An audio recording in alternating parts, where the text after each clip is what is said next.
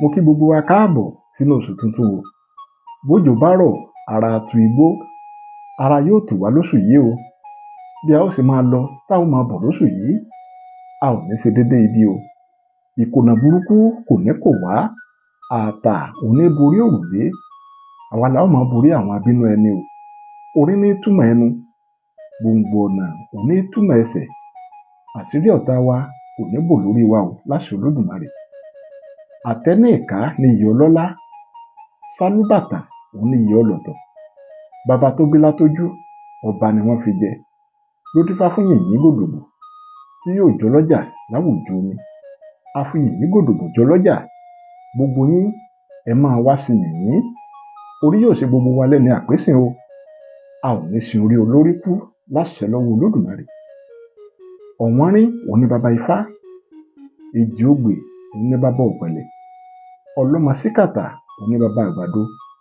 Àtàǹpàkò òun ni baba ìka. Ìgòǹgò ni baba ìdin. Ọ̀ṣọ̀rọ̀ òun ni baba òjò. Lẹ́nu iṣẹ́ wa, lẹ́nu okòwò wa, orí yóò ṣe wá ní baba o. A ó máa mókè nínú gbogbo ohun tá a bá dáwọ́lé láṣẹ lọ́wọ́ Olódùmarè. Ewé orí igi òun ni kì í jẹ́ kó òòrùn ó pagi. Àtàrí òun ni kì í jẹ́ kó òòrùn ó pàgbọ̀nsàlẹ̀.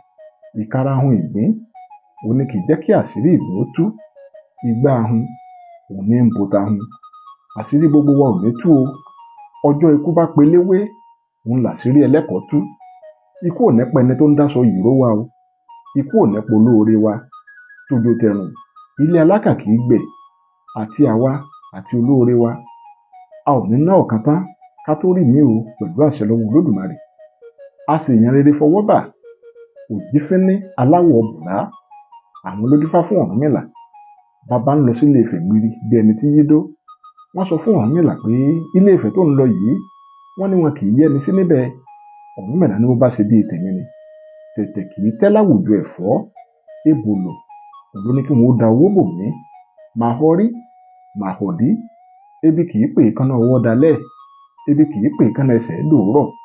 Èjì ogbè ló ní kí gbogbo wa ká mọ rójú rere ọmọ aráyé o.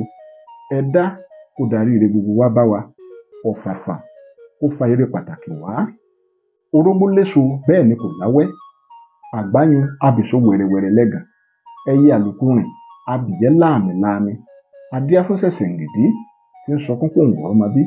Wọ́n ní ó ká alẹ̀ ó jàre. Ẹbọ ni wọ́n ní kó ṣe. Ẹnìkan kì í fẹ́ ọmọkùnrin lẹ́yìn Ṣẹ̀ṣẹ̀ǹgìdì. Ọmọ wẹrẹwẹrẹ ni nílé aládé. Gbogbo ẹni tó ń wojú Olódùmarè fọ́mọ, ọlẹ̀ ayọ̀ yóò sọ nínú yín lóṣù yìí. Oorun kan tẹ́ ẹ bá sùn lóṣù yìí yóò dọmọ, kò ní ṣàìdọmọ.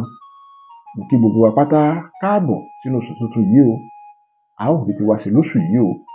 Ire tá a bá mú lóṣù yìí kò ní bọ́ mọ́ wa lọ́wọ́. Ire o.